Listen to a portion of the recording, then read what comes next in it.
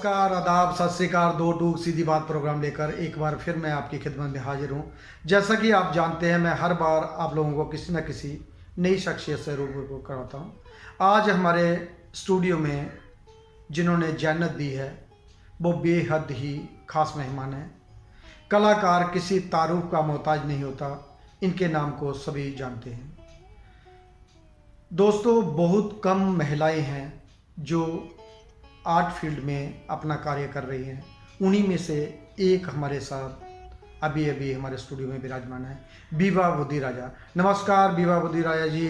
दो टूक सीधी बात प्रोग्राम में आपको स्वागत है। नमस्कार बीवा जी, आप ये बताइए आपका जन्म कहाँ हुआ और जब आपने कला की शुरुआत की बचपन में आपको कहाँ से प्रेरणा मिली? मेरा जन्म दिल्ली का है और मेरी जो आर्ट से रिलेटेड जो मेरा रहा है, जब मैं स्कूल में थी तब मेरे स्कूल के पीछे ही कुम्हारों का एक शॉप थी छोटी सी, तो उनको देखकर मैं बहुत इंस्पायर होती थी और मुझे बिल्कुल भी आइडिया नहीं था कि मैं कभी पॉटरी में जाऊंगी। और हाँ, पेंटिंग और ड्राइंग, मुझे कार्टून्स बनाने का बहुत शौक होता था, तो मैं कार्टून्स बहुत बनाए हैं और कार्टून्स बनाती थी मैं बेसिकली। बीवा जी, आपने कहाँ से अपनी कला की शिक्षा ग्रहण की?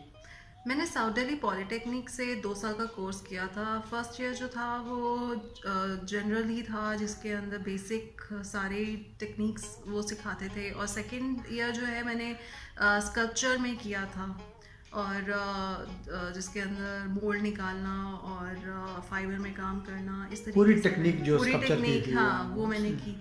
फिर उसके बाद मैंने दिल्ली ब्लू पॉटरी ज्वाइन किया ताकि मैं अपनी पॉटरी की स्किल्स को और ज़्यादा इम्प्रूव कर सकूँ, जो मैंने 5 साल वहाँ पे रहकर मैंने काम किया प्रॉपर। काफ़ी अरसे से आप ललित कला एकेडमी रीजनल सेंटर गढ़ी में अपना कार्य कर रही हैं और अपना क्रिएटिव वर्क करती हैं। ना कि सिर्फ पोट्री करती हैं, आप स्कल्पचर बनाती हैं और विभिन्न विभिन्न जगहों पे आप शो भी करती हैं। उसके बारे में आप थोड़ा अपने काम के ऊपर रोशनी डालें तो ज़्यादा बेहतर होगा। मैं यूटिलिटी आइटम्स जो हैं, जो मग्स हो गए, प्लेटर्स हो गए, वो तो एक मेरी ब्रेड एंड बटर है जिससे मेरा चलता है।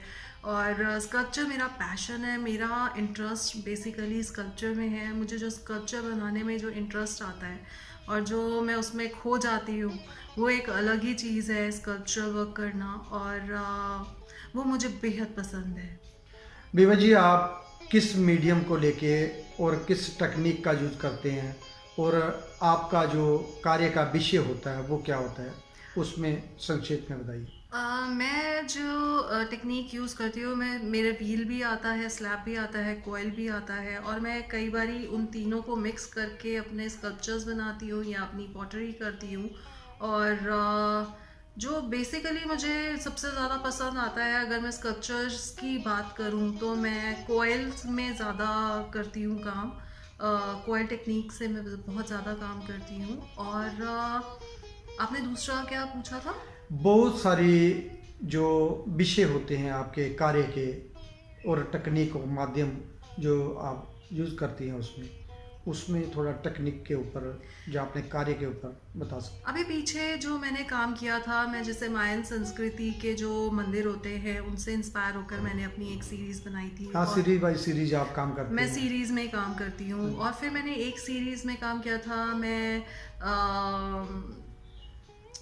पिलर्स को लेकर मैंने काम किया था। चाहे मैंने छोटे पिलर्स यूज़ किए थे, छोटे छोटे बनाए थे, बट वो मुझे, और इम्प्रेशंस जैसे जैसे टूल्स होते हैं, या फिर जो लोहे के जो टूल्स होते हैं, पार्ट्स होते हैं, मोटर के पार्ट्स हो गए, उससे मैंने एक सीरीज में इम्प्रेशंस लेकर और 3D दोनों मिक्स कर। दोस्तों, कला चर्चा आगे बढ़ाने से पहले एक नज़र डालते हैं बीवा बुद्धि राजा द्वारा बनाए गए मूर्ति शिल्पों। आइए देखते हैं एक नज़र।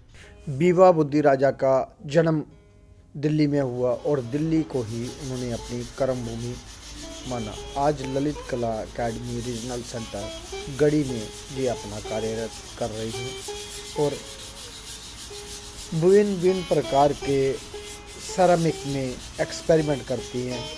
विवा ज़्यादातर अपने कार्य असेंबल और नेचर से प्रभावित होकर कार्य करती हैं। विभिन्न विभिन्न टेक्सचर व ग्लेज का उन्होंने अपने कार्य पे एक्सपेरिमेंट किया और कई नेशनल, इंटरनेशनल और स्टेट लेवल पे अब तक एग्जीबिशन कर चुकी हैं। विवा बुद्धि राजा का कार्य कई लोगों को प्रभावित करता है और वो विभिन्न विभिन्न प्रकार के एक्सपेरिमेंट करने में ज़्यादा रुचि रखती है। विवा चाहे रिलीफ वर्क हो, चाहे वो पॉट्स हों, चाहे वो टेक्सचर वर्क हो, चाहे एक चाय का प्याला ही क्यों ना हो, विवा ने लोगों को प्रभावित करने के लिए विभिन्न विभिन्न प्रकार के कार्य किए और आज भी लगातार अपनी प्रदर्शनियाँ और वर्कशॉपें कर रही हैं। विवेक जी, कुछ दिन पहले आपने स्टोन में भी कार्य शुरू किया था, तो महिला होने के नाते स्टोन थोड़ा हैवी रहता है, लेकिन मैं आपको लगातार देख रहा था, काफ़ी दिन आपने प्रयास भी किया और कुछ हद तक आप सक्सेस रहे और उस सीरीज अभी चल रही है। हाँ जी, बिल्कुल चल रही है। और जब मैं वो काम कर रही थी तो उसके बाद लॉकडाउन हो गया था। तो जब मैं ये सब कर रही थी तो फिर लॉकडाउन आ गया, तो लॉकडाउन में ब्रेक आ गया, 6-7 महीने का ब्रेक हुआ। और उसके बाद अभी मैंने शुरू नहीं किया। तब जब स्टूडियो शुरू हुए थे तब सर्दियाँ शुरू हो गई थी। आप ज़्यादातर असेंबल काम करती हैं, उसमें बहुत सारे मीडियम मिक्स होते हैं, उसके बारे में आप बताइए।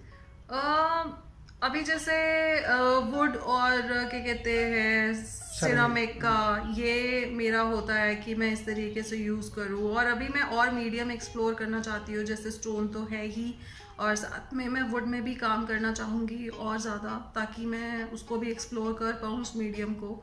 और सिरामिक तो मेरा है ही, और सिरामिक को साथ में मिक्स करके मैं कैसे कर सकती हूँ, तो उस तरीके से मैं सोच रही क्रिएटिव क्रिएशन में आप एक्सपेरिमेंट करना चाहती हैं। हाँ जी। विवा जी, एक चीज़ और बताइए कि आप काफ़ी अरसे से ललित कला रीजनल सेंटर सेरामिक स्टूडियो में काम कर रही हैं और जहां काफ़ी सारी फैसिलिटियां हैं कार्य करने के लिए। ऐसी कौन कौन सी फैसिलिटियां हैं जिसकी और ज़रूरत है, जो सरकार से हम गुहार लगा सकते हैं कि जिससे आने वाली पीढ़ी के लिए भी फ़ायदा हो और जो कलाकार कार्य कर रहे हैं उनको भी बेनिफिट मिले?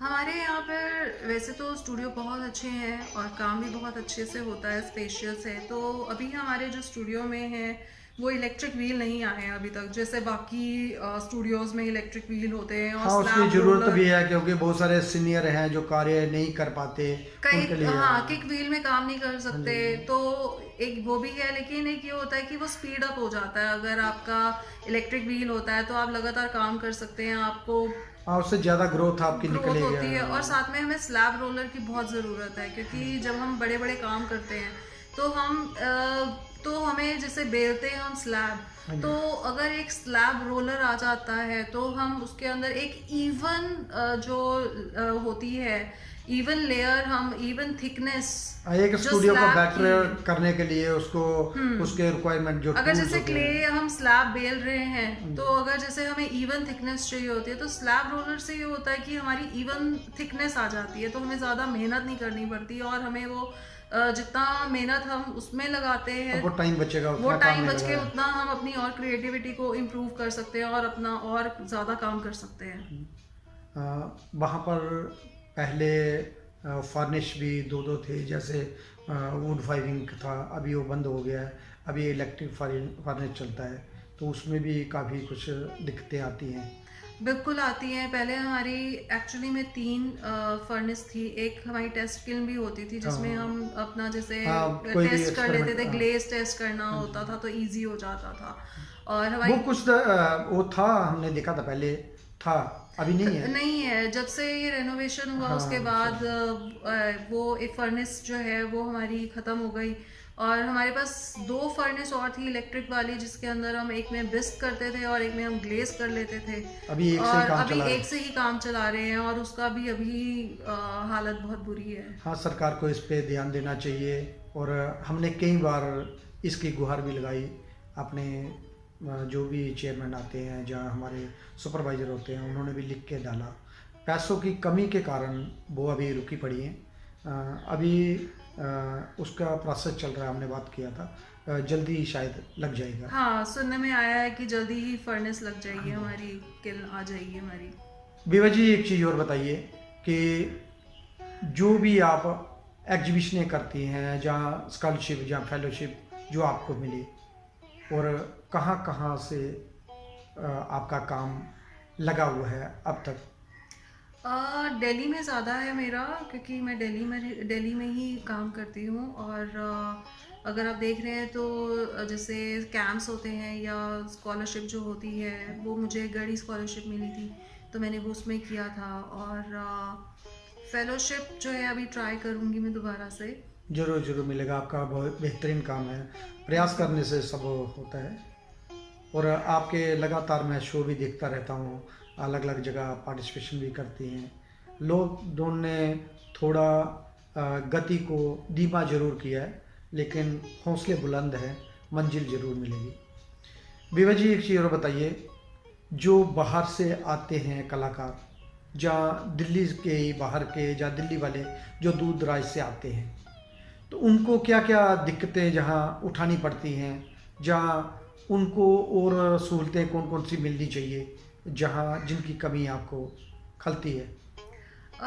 बेसिक फैसिलिटीज़ जो हैं, जैसे फर्नेस की फैसिलिटी या फिर व्हील की और टेक्निकल टूल की जहाँ कमी है, हाँ वो उसको हाँ हाँ, सुधार होना चाहिए, और बिल्कुल सरकार कर भी रही है। जी। एक्चुअली बहुत सारे प्रॉब्लम ये होती है, जब फाइल चलती है तो तब तक हमारे चेयरमैन या सेक्रेटरी बदल जाते हैं, बहुत दिक्कतें ऐसी आती हैं, और फाइलें वहीं दबी की दबी रहते हैं। और ऊपर से जो मिनिस्ट्री है, उन्होंने कोरोना महामारी के कारण कुछ फंड भी कम कर दिए हैं, जिससे दिक्कतें हो रही हैं। जल्दी ही इन दिक्कतों को दूर किया जाएगा, ये हमारे जो भी आला अधिकारी हैं उनका कहना है।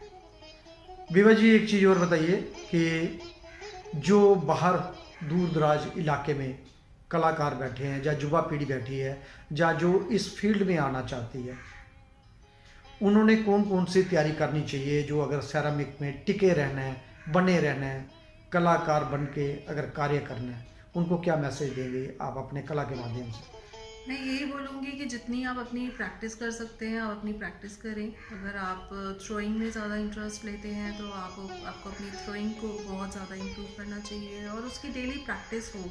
और अगर कहीं वर्कशॉप्स हो रही हैं या कहीं आपको नई टेक्निक पता चल रही है, आपको लगता है कि आप कुछ मिक्स करके भी अपने काम को मिक्स मीडिया की तरह भी आप मतलब कि आप यूज़ करना चाहते हैं, 2-3 मटेरियल को आप लेकर आप उसको यूज़ करना चाहते हैं, तो आप उसको यूज़ करें, उसको सीखें। और यही कि जितनी वर्कशॉप्स आप अटेंड कर सकते हैं, जितने लोगों से आप अपना उनसे उनकी टेक्निक्स के बारे में आप पूछें, उनकी जो वर्क स्किल्स हैं या उनके जो वर्क एथिक्स है, अगर आप उनको फॉलो करते हैं। जैसे हमारे सीनियर्स हैं, हमारे लिए तो मेरे लिए तो ईरा दी बहुत ज़्यादा एक इंस्पिरेशन है, क्योंकि इतने सालों से वो काम कर रही हैं। उन्हीं की देन है, आज हम अगर काम कर रहे हैं तो ये उन्हीं की देन है। और वो इतने एज में भी, मतलब कि अपना कार्य 90 कर रहे की एज में अगर वो अपना काम कर रही हैं, तो वो इंस्पिरेशन है, सोर्स ऑफ युवा इंस्पिरेशन है युवाओं के लिए कि जब प्रेरणा वो है। इस एज में इतने एंथुजियास्ट होके इतना काम करती हैं, तो हमें भी अपना काम करना चाहिए। तो मेरे लिए तो वो बहुत बड़ी सीख है, मतलब कि मैं उनसे बहुत सीखती हूँ। और जो हमारे स्टूडियो में और भी जो सीनियर आर्टिस्ट हैं उनसे भी सीखने को मिलता है, उनके एक्सपीरियंसेस, आप उनसे बात करते हैं, उनके एक्सपीरियंस, जो उनके काम को लेकर जो उनके एक्सपीरियंस है और जो उनकी ग्रोथ हुई है, तो जब वो उन्होंने डिस्कस कहाँ से करते जर्नी हैं। की और अब तक वो बिल्कुल कार्य कर रहे हैं, बिल्कुल बिल्कुल। वो तो युवाओं के लिए एक प्रेरणा है। बिल्कुल विवा जी, ये एशिया का नंबर 1 विलेज है, ललित कला अकेडमी रीजनल सेंटर गढ़ी। इसके नाम को हर कोई जानता है और इसको पहचानता है। और जहाँ का जो माहौल है कार्य करने का, सीनियर जूनियर का जो एक साथ काम करते हैं, उससे आपको क्या लगता है कि ये युवाओं के लिए प्रेरणादायी है? कितने हद तक सही है? बहुत हद तक सही है, क्योंकि जब मैं आई थी तब मैं नई नई थी और बिल्कुल भी कुछ आइडिया नहीं होता था कि किस तरीके से काम करना है, क्या नहीं करना है। और जितने भी जो सीनियर आर्टिस्ट होते थे वो गाइड करते थे कि किस तरीके से काम करना है। और जहाँ हम कुछ भी गलत कर रहे होते थे या हम कुछ भी इधर उधर कर रहे होते थे, तो उनकी गाइडेंस हमारे साथ होती थी। वो कुछ ना कुछ ऐसी टिप्स दे देते थे कि वो हमारे काम आ जाती थी। और वो पता भी नहीं चलता था कि हम कुछ गलत कर रहे हैं, और वो हमारे को उसी टाइम करेक्ट कर रहे होते थे। और बिल्कुल भी पता नहीं चलता था कि फिर उस टाइम लगता था कि हाँ, मैं तो अभी ये गलती करने वाली थी और उन्होंने ये चीज़ बताई है, बहुत तो सारी टेक्निक के बारे में उन्होंने मालूम पड़ता सही था, बहुत टेक्निक सारे। बता दी। क्योंकि आप जब नए होते हो, जितना मर्जी आप हो, आप हर टाइम सीख रहे होते हो और हर टाइम ये एक समंदर नया ही है और समंदर में जितनी गहराई तक जाएंगे उतना ही और तैरने का मजा आता है। बिल्कुल। ये थे हमारे साथ विवा बुद्धि राजा, जो महिला कलाकार होके अपना रेगुलर ललित कला अकेडमी रीजनल सेंटर गढ़ी सार्वजनिक स्टूडियो में कार्य कर रही हैं। धन्यवाद विवा जी, आप हमारे स्टूडियो में आए। 2 टूक सीधी बात प्रोग्राम में आपके बारे में जाना, आपकी कला पे चर्चा हुई और आपसे रूबरू हुए। धन्यवाद। Thank you. धन्यवाद दोस्तों, अगली बार हम फिर मिलेंगे किसी नई जगह नई कड़ी के साथ। तब तक देवीदास खत्री को दे इजाजत। वंदे मातरम। भारत माता की जय।